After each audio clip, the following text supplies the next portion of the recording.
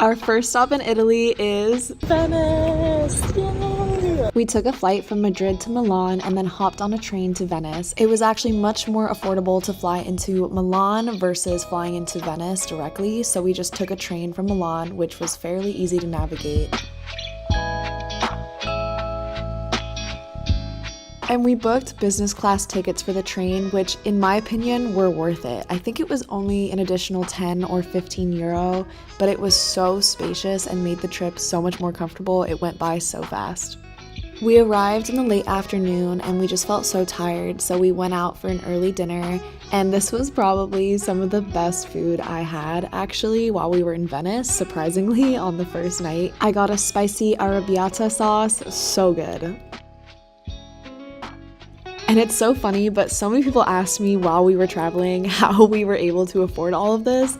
And one thing we did that I think was so smart is we booked a hotel actually outside the island of Venice and then took a bus, which only took about 10 minutes into the city every day.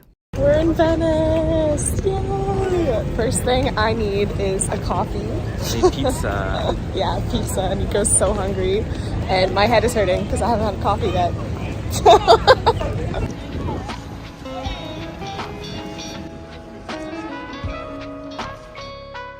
On my hunt to find coffee, we stumbled across this bar slash cafe, and they had just taken this right out of the oven and it looked so good. We weren't really planning on eating pizza at 10 a.m., but we just had to.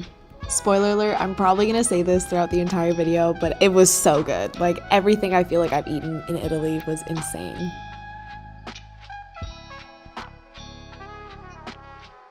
So we had pizza part 1, and now Nico's on the hunt for... Pizza stop number 2. We're basically just gonna be walking around and eating this entire time. Yes.